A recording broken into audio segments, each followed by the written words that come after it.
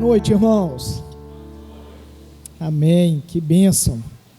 Fica aqui um abraço do nosso presbitério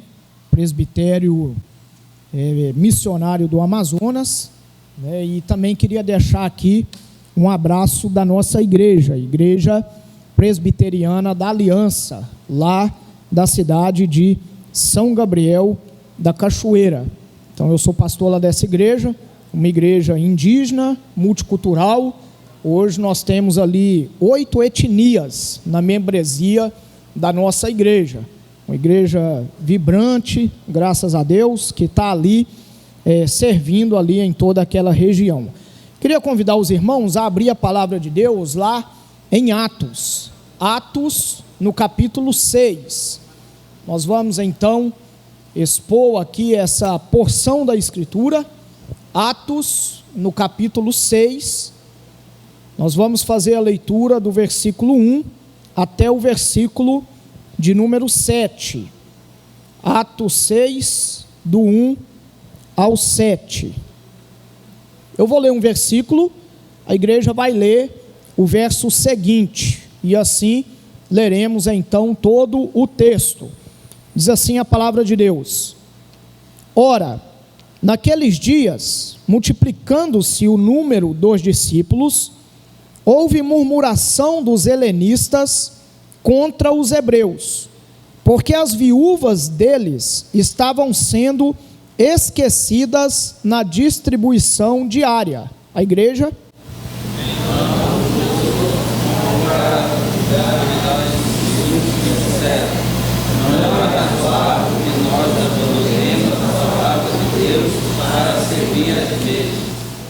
Mas, irmãos, escolhei dentre vós 7 homens de boa reputação, cheios do Espírito e de sabedoria, aos quais encarregaremos deste serviço.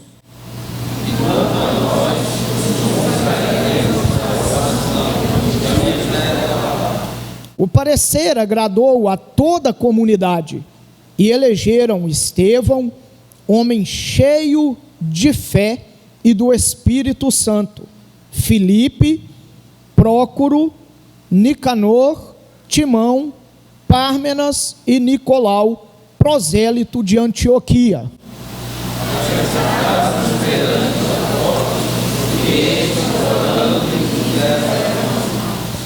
Crescia a palavra de Deus, e em Jerusalém se multiplicava o número dos discípulos.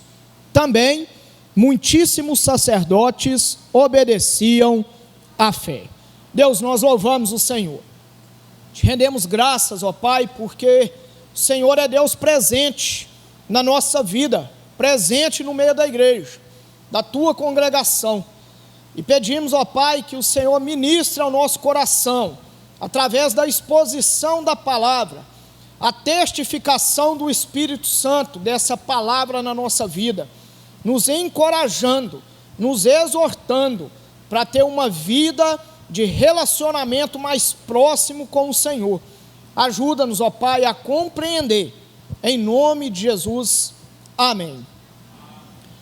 Foi feita uma pesquisa, há um tempo atrás, nos Estados Unidos, e nessa pesquisa com relação ao pastoreio de igrejas, e quantos pastores que deixavam então o seu ministério de forma anual, e o resultado foi muito assim assustador.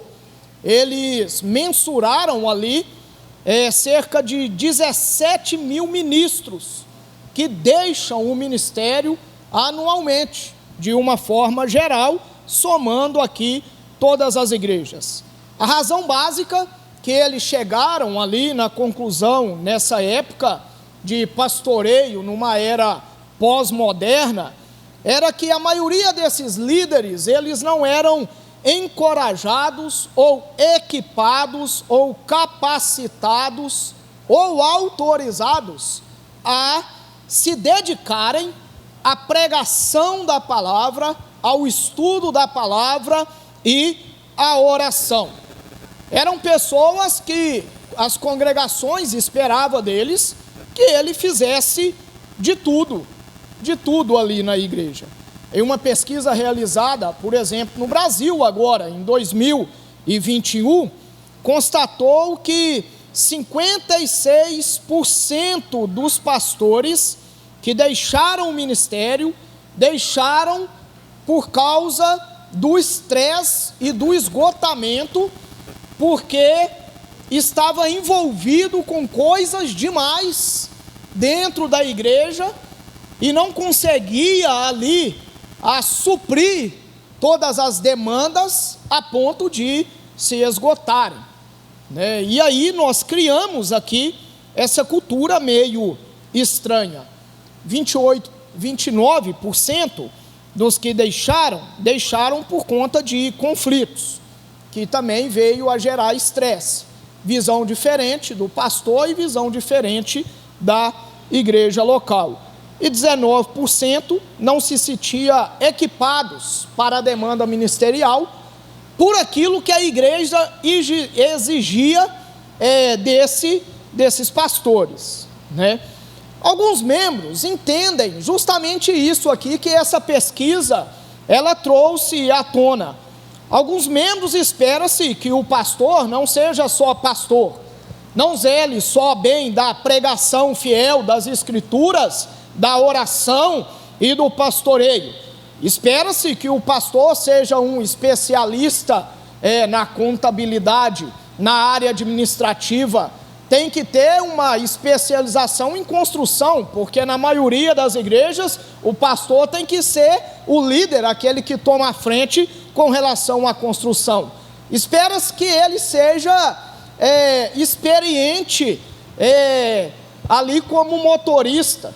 Até se ele tiver carteira A, B, C e de moto, melhor ainda, porque aí ele busca todo mundo que tem que buscar na igreja, além de fazer o culto e pastorear e estudar a escritura. Não tem quem aguente, irmãos, não tem quem aguente. A verdade é essa é a verdade. E é tão interessante, porque quando a gente olha aqui para esse texto, a gente vê o relato então de Lucas, aqui em Atos, e nesse relato ele vai iniciar lá nos primeiros capítulos, falando da descida do Espírito Santo de Deus sobre a vida da igreja. E ele vai chamar a atenção, se a gente começa a ler, quando ele relata o avanço da igreja, há também, de uma forma paralela, Lucas relatando a forma que o inimigo trabalha para tentar impedir ou atrapalhar o avanço dessa igreja. O fato é que quando a igreja avança, o inimigo se levanta e começa a agir. Aí, fazendo essa leitura do início de Atos, a gente pode ver aqui e ter algumas percepções de como o inimigo age para impedir o avanço da igreja. Em primeiro lugar aqui, por exemplo, ele agiu levantando uma perseguição extrema com relação ao povo de Deus, utilizando de coisas externas, por exemplo, a política da época, ou o poder, ou as estruturas, colocando ali esse meio externo para perseguir a igreja do Senhor Jesus. Pedro foi preso e muitos cristãos foram dispersos para poder então salvarem ali as suas vidas. Mas depois disso, os cristãos iam pregando o evangelho, venceram em nome de Jesus, mas o inimigo vem com estratégia diferente, e agora ele vai tentar agir ali e tentar corromper a igreja. E aí a gente vê o caso de Ananias e Safira, o inimigo tentando dominar o coração, colocar corrupção, um povo ali de máscara, não de piedade, mas colocando uma máscara de piedade, a ponto ali então deles morrerem. E aí nós chegamos aqui então no capítulo 6, aonde nós vemos a igreja de novo aqui avançando, e nós vemos aqui mais uma ação, mas agora não tem a ver com a perseguição agora externa, e nem com a corrupção interna nesse sentido. Tem a ver agora mais na área da distração. O inimigo agora utilizando algumas diferenças na igreja local para distrair o foco principal da liderança daquela igreja, dos pastores daquela igreja. E ele usa agora como foco o ciúme, um ciúme étnico que tinha ali dentro. Mas não só o ciúme étnico, como também problemas administrativos. E é isso que nós vemos aqui no contexto do capítulo 6. Porque, na verdade, se conseguisse distrair ou preocupar os apóstolos, que eram ali os líderes locais, que tinha a vocação de ensinar a palavra de Deus, propagar o evangelho e fazer missões espalhando o evangelho, se distraísse eles com outras coisas, né, então ficaria mais fácil do evangelho não se expandir e ficaria mais fácil de entrar heresia na própria igreja, uma vez que a liderança não estava ali com o tempo necessário ou suficiente para fazer aquilo do qual foi vocacionado ou chamado para poder fazer. E para que a distração não acontecesse, os apóstolos então estruturam a igreja. É isso que eles fazem, com todo discernimento e sabedoria. Em vez dos apóstolos abraçarem toda a demanda, toda a necessidade dessa igreja local e se desgastarem servindo à mesa, levando cestas para as viúvas, se desgastando com as questões sociais, eles ampliam agora o quadro de liderança, de obreiros para essa igreja, mas ele amplia com relação à vocação, aqueles que Deus chamou. E aí nós podemos fazer então essa pergunta, né? Como a igreja ela é estruturada, ou a estruturação da igreja, como ela acontece? E aí, em primeiro lugar, de acordo com o texto aqui, tirando seus princípios, a gente precisa primeiro detectar o problema. Qual é o problema? É impossível avançar sem detectar o problema. E a palavra aqui eu não estou usando no termo negativo, né? Então, quando o pessoal vai fazer um TCC, né? Então, o problema não é necessariamente ruim, ele precisa levantar um problema para poder trabalhar ali em cima e sai um belo artigo depois no final. Então, o problema aqui não é necessariamente ruim. Afinal, sempre quando a igreja cresce e avança, nós temos problemas, bons problemas, para poder resolver, porque está ligado ao avanço, ao crescimento da igreja. Mas é preciso identificá-los, e esse é o ponto principal, porque sem identificar não tem como tratar, ou avançar, né, ou propor e planejar. E é isso que os discípulos fizeram. Verso 1 ele diz: naqueles dias, aumentando o número dos discípulos, houve murmuração dos helenistas contra os hebreus, porque as viúvas deles estavam sendo esquecidas na distribuição diária. Então, lá no Pentecoste, nós ficamos sabendo ali que tinha judeus devotos que vinham ali da dispersão e fixaram moradia ali na cidade santa de Jerusalém. Muitos desses judeus, eles já eram idosos. O desejo do seu coração era permanecer ali em Jerusalém, ainda mais agora que testemunharam o descer do Espírito Santo. É onde a igreja está começando, os apóstolos estão lá ministrando a palavra. Sair dali agora para quê? Era desejo deles ficarem ali. Mas note que esses judeus, eles eram da diáspora, eles não eram raiz dali de Jerusalém, e eles falavam um idioma diferente, eles falavam provavelmente o grego, não o aramaico ou o hebraico, daqueles judeus ali, israelita de Jerusalém, né, criado mesmo na cultura judaica. Esses eram judeus da dispersão. E quando você lê Atos da descida do Espírito Santo, tem lá o nome de todas as cidades do qual eles vieram. E então eles experimentam ali da graça de Deus.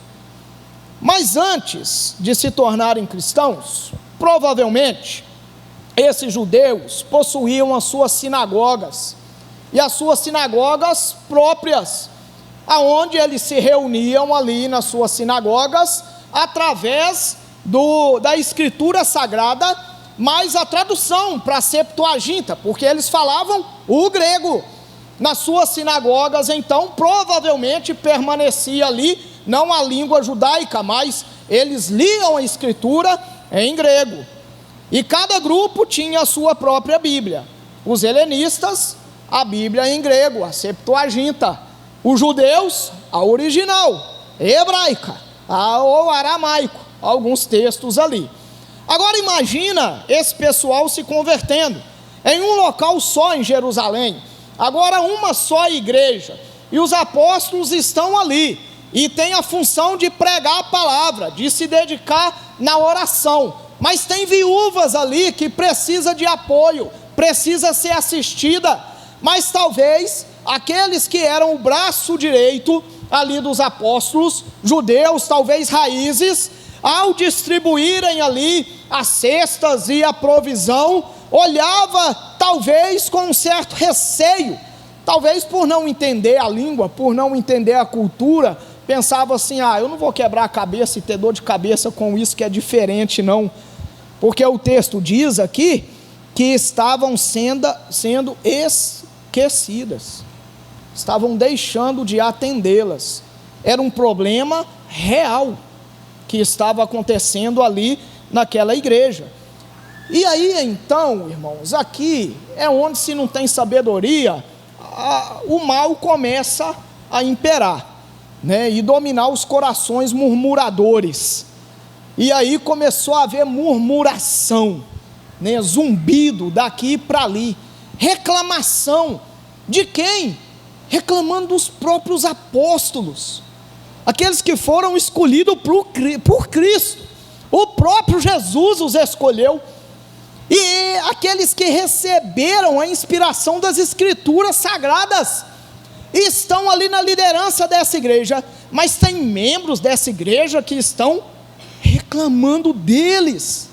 Olha como é o coração humano, irmãos, até dos líderes, dos apóstolos, o pessoal está murmurando e falando mal, e começa ali então o zumbido, e aqui dá a ideia do povo aqui no deserto, né, murmurando, reclamando e tudo mais. Mas tinha um fato, tinha pessoas diferentes ali naquela igreja, com línguas, com culturas, com um estilo de vida distinto, que talvez criou uma certa barreira ali, ou talvez não intencional, talvez comunicacional, ou cultural, ou de cosmovisão, que criou-se aqui então essa barreira de atuação, de atender às necessidades básicas daquelas mulheres viúvas, e elas estavam sendo negligenciadas na distribuição diária. Irmãos, o crescimento de uma igreja, a expansão, a plantação, sempre vai trazer na bagagem problemas reais, que precisa de sabedoria do Senhor para poder então serem sanados.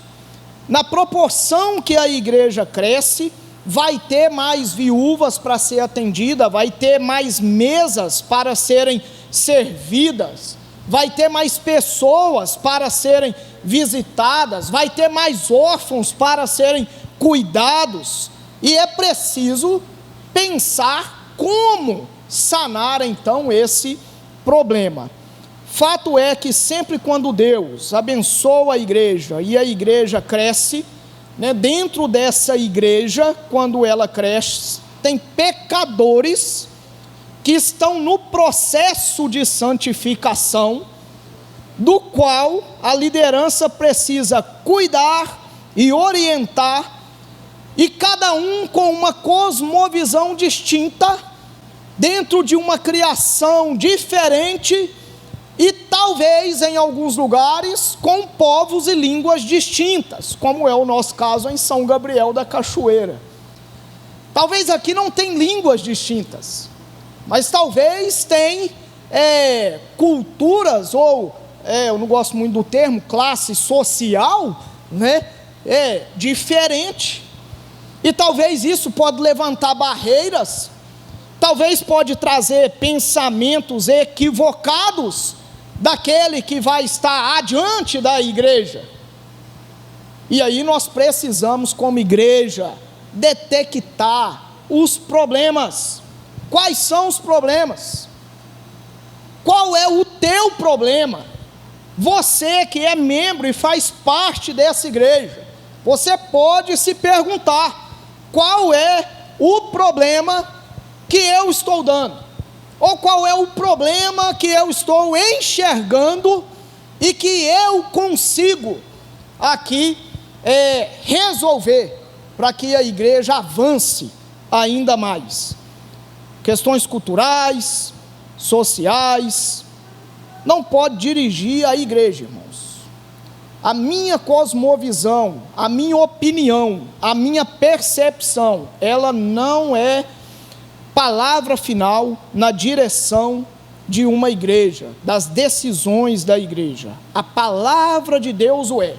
A palavra de Deus é quem mostra o caminho e tem resposta para todas as questões que nós levantamos. Todas as questões. Se quisermos resolver algo, nós precisamos então detectar o problema. E isso foi o que a igreja ali de Atos de Jerusalém fez. Então, na estruturação de uma igreja, primeiro nós detectamos o problema. Em segundo lugar, quando nós detectamos o problema, então aí sim nós vamos pensar a solução desse problema. E aí é onde projetos são feitos, planejamentos são feitos, o avanço é pensado, né? E aí a gente arregaça a manga e vai então trabalhar. E eu queria dividir aqui a solução, pelo menos baseado aqui no nosso texto, em 4 etapas. E a primeira dela, que a igreja orientou e definiu aqui, a primeira etapa foi definir as prioridades. Note, nós precisamos definir as prioridades. Quando o problema chegou ao ouvido dos apóstolos, os apóstolos ouviram a situação e eles chamaram então a igreja. Eles não culparam ninguém, eles não apontaram o dedo: olha, está reclamando de mim, é porque tu esqueceu de passar lá, miserável, né? Se tu tivesse passado eu não estava ouvindo. Não teve isso. Eles chamaram a igreja, convocaram a igreja e tomaram uma decisão. Eles olharam então a sua vocação e definiu a sua prioridade. E diz o verso 2: então os 12 convocaram a comunidade dos discípulos e disseram: não é correto que nós abandonemos a palavra de Deus para servir as mesas. Em vista de muitas responsabilidades, os apóstolos aqui não podiam fazer justiça no tocante ao cuidado das necessidades financeiras ou necessidades de recursos materiais outros das viúvas, né? Eles falam: olha, nós não podemos fazer isso, nós não podemos gastar tempo nisso, senão isso vai nos consumir. Nós fomos chamados para nos gastar no estudo, na pregação da palavra e na oração pela igreja. Eles priorizaram a sua ação baseado na sua vocação. Eles não inventaram moda. Vamos tentar. e aí se não der certo a gente volta para a palavra. Vamos testar aquele negócio ali, aquele outro ministério. Se eu gostar eu fico, se eu não gostar eu saio. Não, eles entenderam primeiro a sua vocação. Deus me chamou para isso, eu tenho plena convicção. Ele me deu dons e talentos para me dedicar ao estudo da palavra e dobrar o joelho em oração, e eu não vou me aventurar naquilo que é diferente, que Deus vai levantar outros com esse dom e essa vocação, para poder atender as mesas e as viúvas e os necessitados. Eles priorizaram o seu alvo, baseado aí na sua vocação.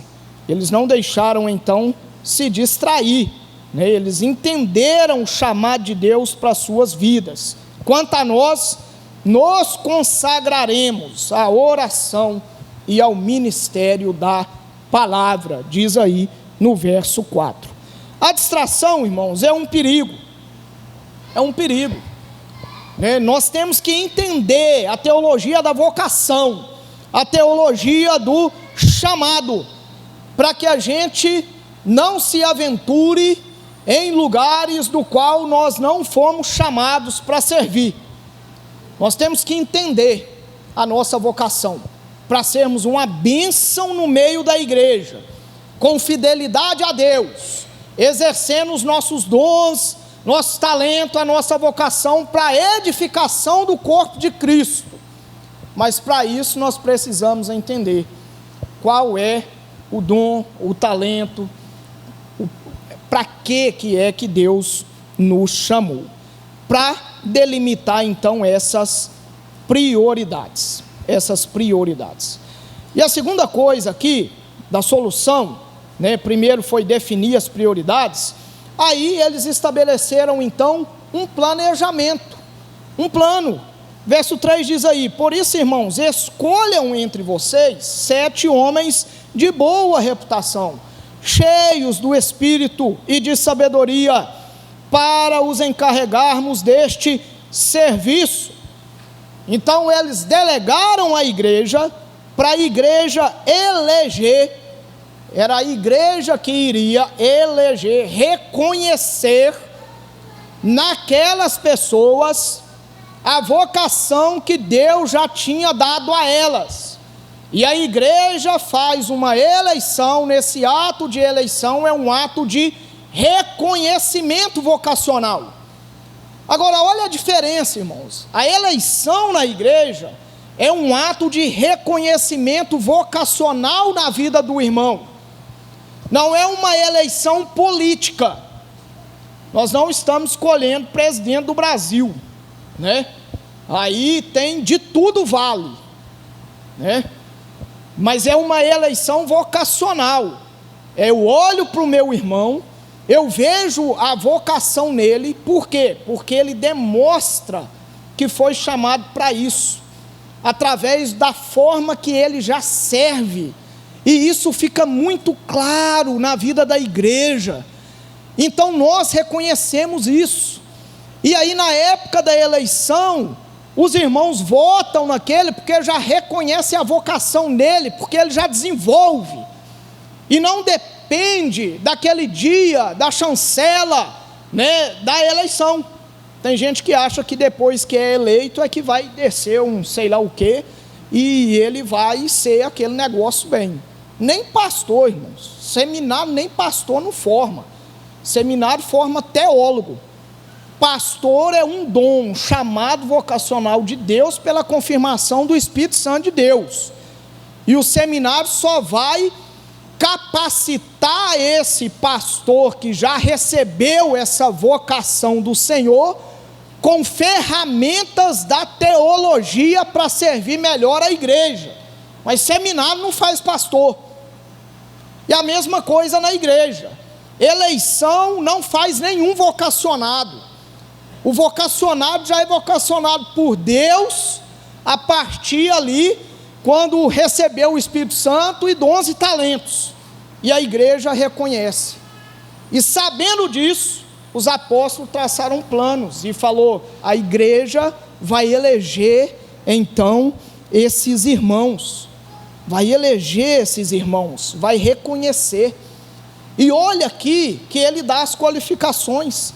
E ele fala: esses irmãos que vão ser eleitos devem ser homens de boa reputação, respeitáveis, né? A ideia é essa, de bom testemunho, que já servem, que já edificam a igreja, que não espera, que tem iniciativa, porque se não fazer aquilo, não ajudar naquilo, parece que ele nem dorme de noite, entendeu? Porque é aquilo que Deus deu para ele fazer, não tem a ver com uma eleição, por isso que tem a ver com fidelidade ao Senhor.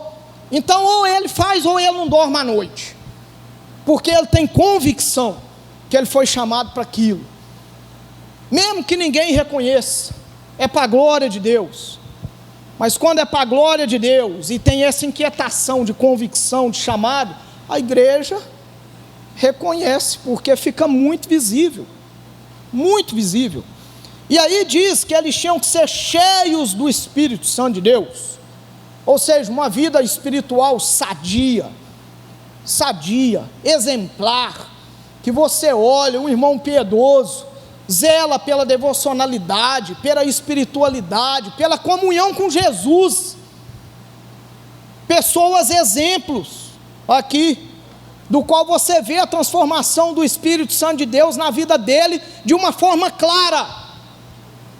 E aí ele diz ainda, eles tinham que ser cheios de sabedoria.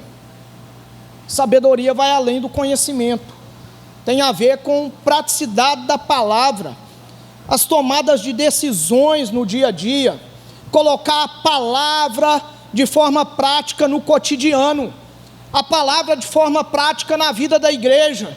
Irmão, o que você acha disso com relação à igreja? Irmão, eu acho que, não, já está errado. O irmão que zela por isso aqui, e é cheio de sabedoria, ele vai falar: vamos às Escrituras, vamos ver qual a resposta que a Escritura tem a essa pergunta que você está fazendo, porque a sabedoria tem a ver com aplicar a Escritura em todas as áreas da vida, no cotidiano, no dia a dia, principalmente com relação à igreja.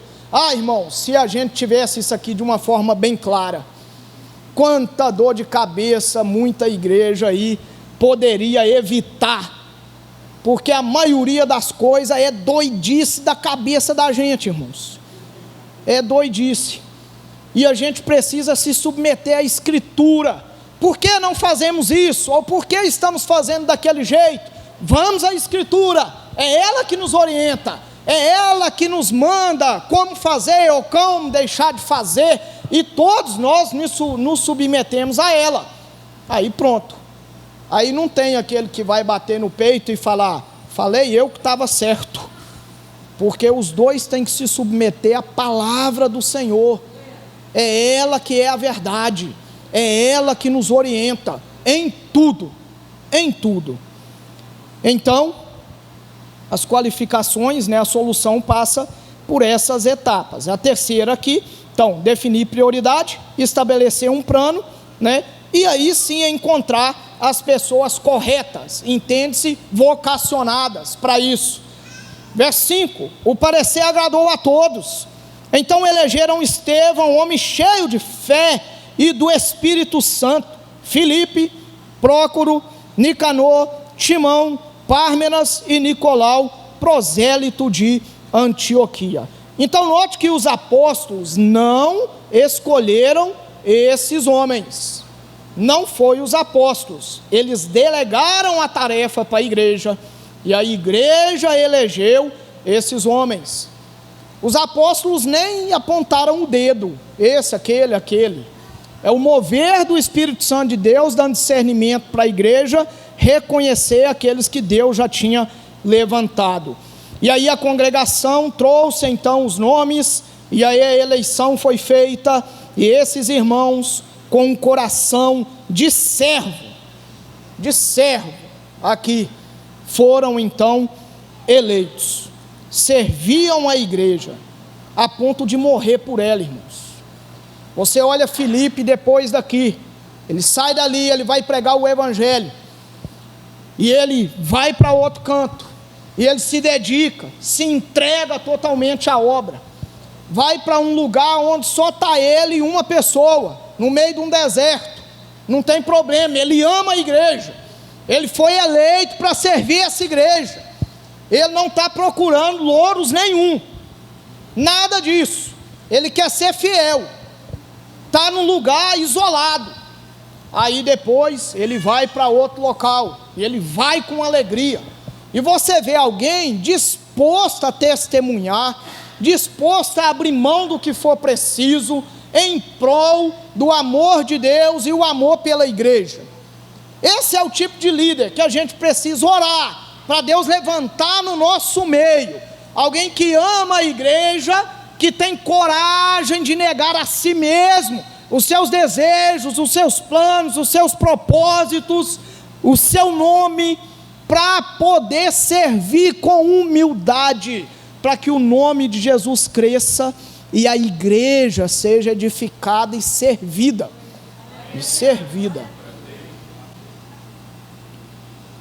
A outra solução, então, definiram prioridade, estabeleceram um plano, encontraram pessoas vocacionadas. Então os apóstolos delegaram o trabalho, porque note, está tudo aqui caminhando de acordo com a orientação do Senhor, então você pode delegar com tranquilidade. 6, apresentaram estes homens aos apóstolos, que orando lhes impuseram então as mãos, e aqui está o passo final desse processo. A congregação elege, a liderança impõe as mãos, e empossa então essa outra liderança, como um sinal de conferir então ofício, reconhecendo aqueles como líderes agora dessa igreja, e aí delega o processo. Aí esses irmãos vão fazer o seu ministério, do qual foram chamados para fazer, e os apóstolos têm tempo para poder se dedicar à palavra, à pregação, à escrita, à oração, a confrontar as heresias que tentavam entrar naquela igreja, enganar o povo de Deus. Eles tinham tempo para se dedicar naquilo que foram chamados, porque pela graça de Deus, Deus levantou irmãos com outros dons e vocação para servir as mesas e atender os outros ministérios que a igreja tinha. Irmãos, nós precisamos de tantos irmãos assim, com a visão ampla, com coração de servo, para que a igreja crie ministérios, para que possam avançar, atender os necessitados, pregar o evangelho, dar testemunho em tantos lugares, tanta demanda, mas isso não pode ficar só em cima dos pastores, e nem só em cima do conselho, da liderança, dos presbíteros. Todo crente, ele é vocacionado, ele é chamado para poder edificar a igreja do Senhor e se envolver na obra de Deus, todo, sem exceção, e isso é um privilégio enorme, é um privilégio tão grande, irmãos. Às vezes a minha esposa, alguns perguntam assim: o que é que você está fazendo, lá em São Gabriel da Cachoeira, gente, no meio de aldeia, viajando, com um menino novinho, podia ficar quieto lá em Minas, a vida no bem bom. Irmãos, eu olho assim com tanta pena, e pena mesmo, porque eu penso assim: não entendeu ainda o poder da presença de Deus na nossa vida, o amor a Cristo, que deve estar acima de tudo, e o privilégio que é ver Deus agir no meio dessa floresta, no meio de povos indígenas, transformando vidas, modificando ali pessoas que antes eram escravas, e você vê a mão poderosa de Deus agir, e uma pessoa questionando, por que você não abre mão disso, por mera coisa material e conforto, irmãos? É muita miséria, é muita falta de visão de Deus, da nossa vocação, daquele que nos chamou. Mas aqui a igreja tinha essa visão, e é por isso que caminhava em união, porque estavam submissos à palavra, na direção do Espírito, que orienta a sua igreja debaixo da palavra do Espírito, do próprio Espírito.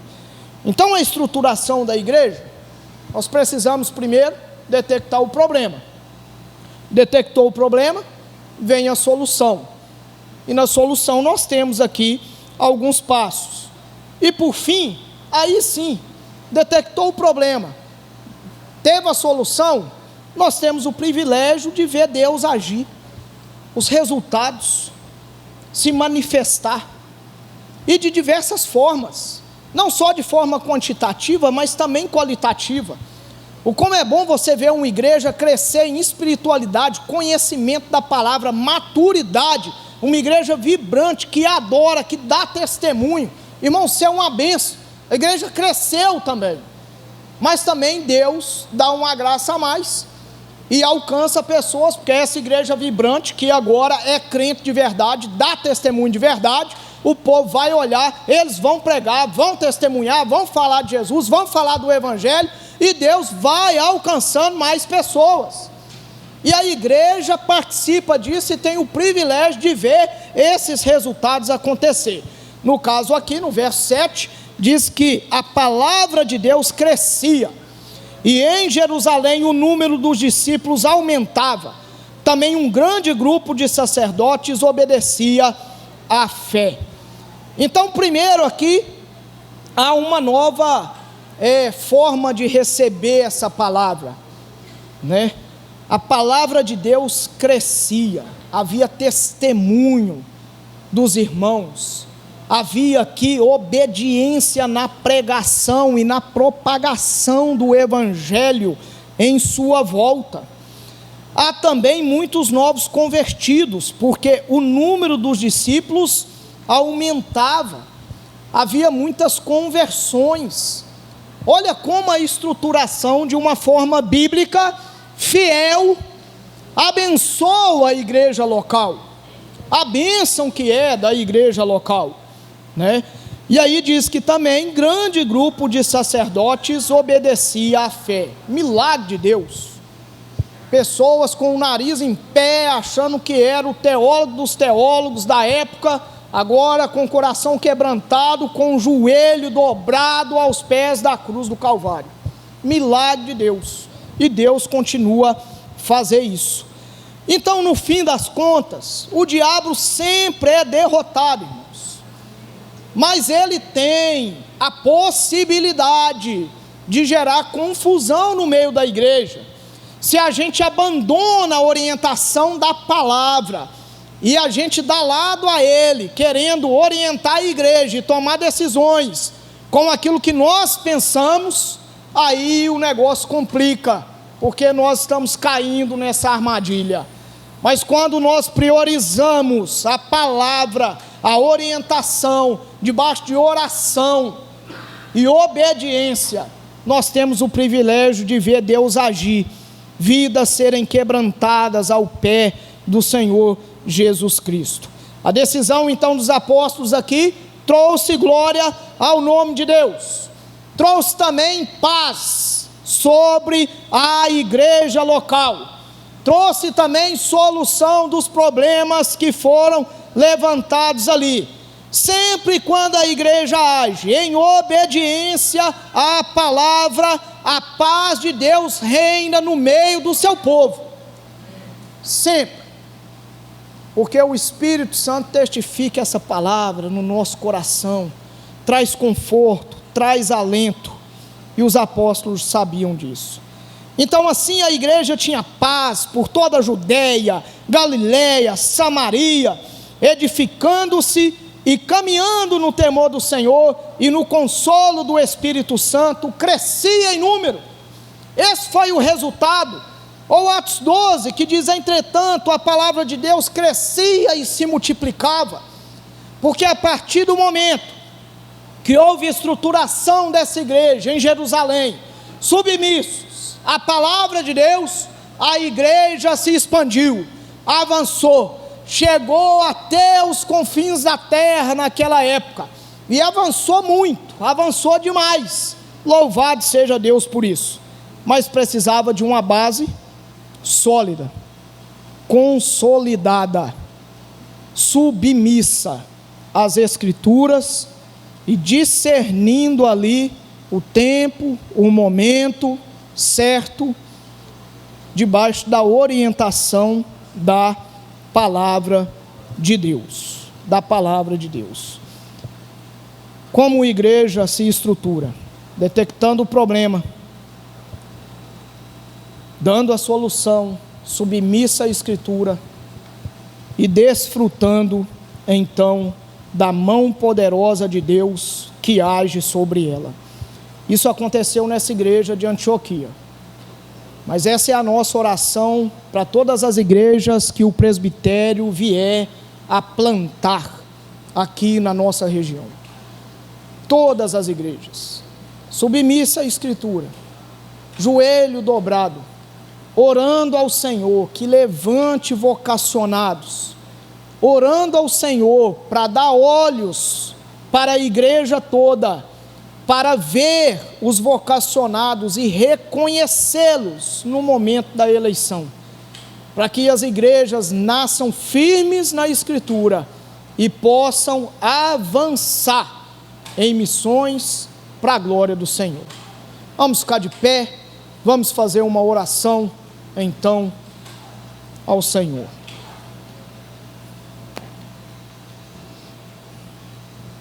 Deus, nós louvamos o Teu nome, te rendemos graças pela Tua palavra, que é viva, que é eficaz, que ministra ao nosso coração, que nos orienta, que aponta o caminho, e nós louvamos o Senhor por isso. É desejo do nosso coração, Deus, ver igrejas avançando, ver igrejas sendo plantadas, igrejas do nosso presbitério plantando mais igrejas, essa igreja aqui, essa congregação, avançar também em nome de Jesus, estruturando como essa igreja de Jerusalém, debaixo da Tua palavra, obedecendo, sendo atento às questões vocacionais. E nós pedimos graça do Senhor sobre a vida de cada membro aqui dessa igreja, em nome de Jesus, que o Senhor encha-os da Tua palavra, do Espírito Santo do Senhor, e usa-os para a edificação do corpo de Cristo, para a Tua glória. Dê sabedoria ao pastor dessa igreja, não deixe ele se envolver com tanta coisa, ó Deus, e se quebrar, mas levante pessoas aqui, vocacionadas, com dons diferentes, que podem servir em frentes ministeriais distintas, para a edificação e o avanço do Teu reino, e abençoe o pastor dessa igreja e toda a sua família, na condução do Teu povo. É a nossa oração em nome de Jesus, amém, amém. Glória a Deus. Vamos ficar em pé? Não. Deus querido, obrigado por esse momento precioso. Obrigado por cada vida que aqui se encontra. Obrigado pela Tua igreja que continua avançando, progredindo, caminhando, que continua obedecendo a Tua voz, o chamado. Obrigado pelo pastor dessa igreja, pela palavra que acabamos de ouvir. Ó Deus, vem de encontro às necessidades de cada um aqui essa noite. Tu conheces os corações. Ó Deus, te pedimos por essa mãe que ora e apresenta a sua vida, a sua família, pelo pai que intercede pelo seu lar, por os jovens, pedindo um futuro próspero diante de Ti, por essas crianças, Senhor. Ó Deus, Toma ela em tuas mãos. Livra de todo mal, protege. Abençoa a tua igreja, Senhor. Essa é a tua igreja.